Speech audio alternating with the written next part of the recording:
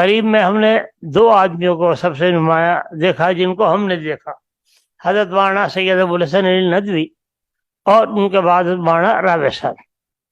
مولانا رابع صاحب سے ہماری واقفیت کی عمر 50 سال کی تو کم سے کم ہوگی، کیونکہ مولانا رابع صاحب اور مولانا علی میاں کاندھلے اس زمانے میں کثرت سے تشریف لایا کرتے تھے، اور مولانا علی میاں کا تو ہفتوں قیام رہتا تھا، 8-10 دن قیام تو گویا عام بات تھی، اس سے زیادہ بھی رہتے تھے۔ تو اس وقت سب سے پہلے ہم نے مولانا رابع صاحب کو دیکھا، اور اس کے بعد پھر نظام الدین میں آخر میں شیخ کے یہاں کثرت سے آنا جانا ہو گیا تھا، آنا ہوتا تھا، تو ہم دیکھتے تھے، جانتے کچھ نہیں تھے بھائی کہ وہاں کے تکیے کے رہنے والے ہیں اور مولانا کے عزیز ہیں۔ حضرت مولانا کو سب جانتے تھے، اور ظاہر بات ہے کہ جب مولانا موجود تھے تو ان کی موجودگی میں ان نوجوانوں کو اور بچوں کو کون جانتا، کون پوچھتا۔ مولانا رابع کے ساتھ ایک فضل الہی یہ بھی شامل ہے کہ اس وقت کے دین کے جتنے بڑے سرچشمے ہیں انہوں نے ان سے سب سے پورا استفادہ کیا۔ حضرت مولانا شاہ عبد القادر رائے پوری، مولانا حسین احمد مدنی، شیخ زکریا قادلوی اور مولانا محمد یوسف صاحب، ان سب سے ان کو ایک گویا کہ گہری عقیدت اور گہرا تعلق تھا، اور کہنا چاہیے کہ مولانا نے ان سب کے کمالات کو اپنے اندر جذب کرنے کی کوشش کی۔ اور اس کے بعد آپ حضرات نے تو شاید زیادہ محسوس کیا ہوگا کہ حضرت مولانا رابع میں حضرت مولانا علی میاں کے بعد جو تبدیلی آئی ہے وہ غیر متوقع تھی۔ اس وقت تک مولانا رابع کو لوگ اچھے استاد کی حیثیت سے تو جانتے تھے، لیکن ایک صاحب معرفت، ایک صاحب ارشاد، اور ایک بات میں عرض کرتا ہوں، میں آپ لوگوں سے معافی چاہتا ہوں اگر کسی کو ناگوار ہو، میں نے لکھا بھی اپنے مضمون میں ہے کہ مولانا لوگوں کے ساتھ حسن اخلاق میں اور تواضع میں شاید اپنے مرشد سے بھی آگے بڑھ گئے تھے، ایسا لگتا ہے۔ اور ہمارے سے تو ہمارے گھرانے سے، پورے گھرانے سے حضرت مولانا علی میاں کا بھی اور مولانا رابع صاحب کا بھی ایک الگ طرح کا تعلق تھا۔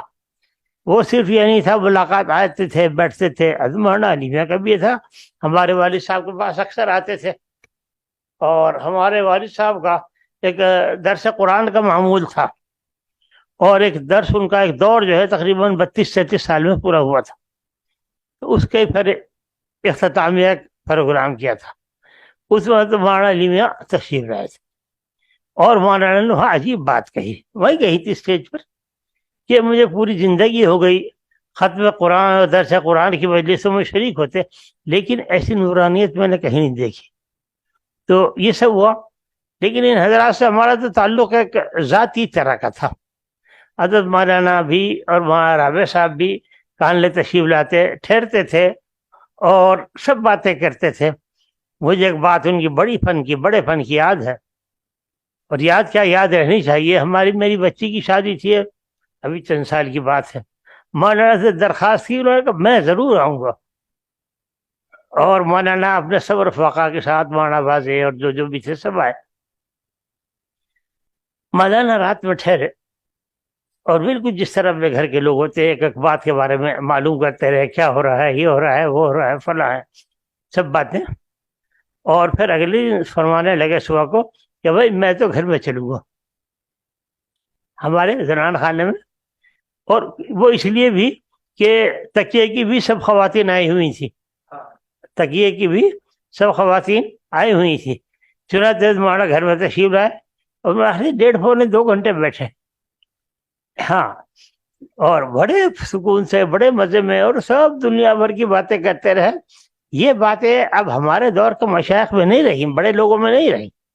اب اپنی ذات کا احساس ایسا ہے کہ جو یہ کام شاید کرنے نہیں دیتا۔ اور مولانا رابع کی خدمت میں جب بھی کبھی جانا ہوا، کبھی یاد نہیں کہ اس کے خلاف ہوا، مولانا 1-8 گھنٹے بیٹھ کے سب باتیں کرتے تھے، اور بہت ساری باتیں وہ جو مولانا شاید کسی سے 2-4 لوگوں کے علاوہ کرتے نہیں تھے۔ ہندوستان کی بعض شخصیتوں کے بارے میں، اس وقت کے بعض محرکات کے بارے میں، بعض سیاسیین کے بارے میں کمرے بند بیٹھ کر کیا کرتے تھے بات، اور ہمیں نہیں سمجھ میں کبھی آیا، ہماری تو کوئی حیثیت نہیں، لیکن مولانا سب باتوں کو توجہ سے سنتے تھے، اور یہ بھی محسوس ہوا کہ حضرت مولانا اس وقت خیال فرماتے تھے.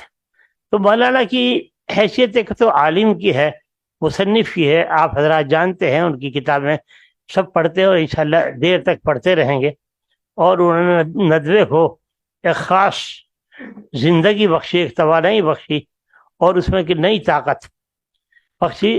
لیکن مولانا یہ چاہتے تھے، اور وہ ہو نہیں سکتا تھا، کہ ندوے کے لوگ سارے مولانا کی طرح مخلص ہوں، مولانا کی طرح بے نیاز ہوں، مولانا کی طرح بالکل تنخواہ سے اور اس سے مستغنی ہو. یہ نہیں ہوتا تھا. اس میں ہمیں مولانا سے کئی مرتبہ عرض معروض کی، اور کہ صاحب یہ غلط ہے کہ یہ نہیں ہونا چاہیے. دیکھیے وہ ان کا آپ کا مزاج ہے، آپ کے ساتھ اللہ تعالیٰ کا ایک معاملہ ہے، وہ ہر ایک کے ساتھ نہیں ہو سکتا.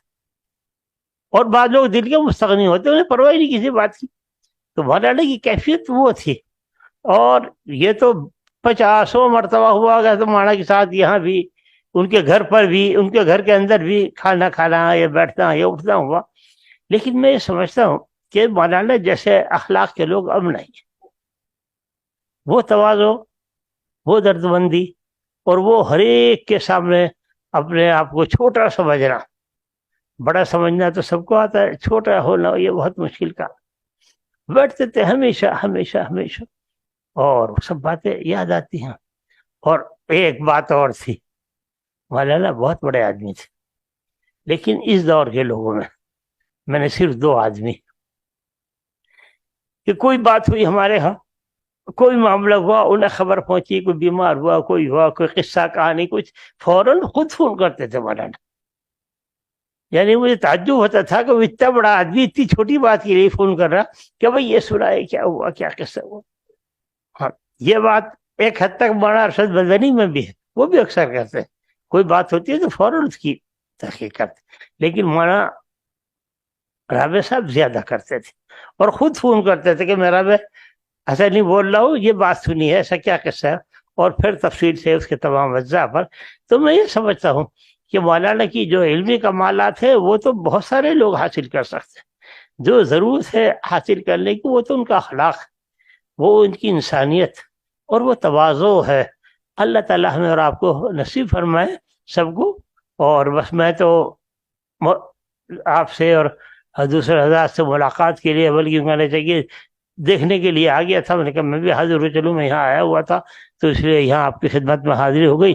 بس میں اسی پر اجازت چاہتا ہوں. والسلام علیکم ورحمۃ اللہ وبرکاتہ.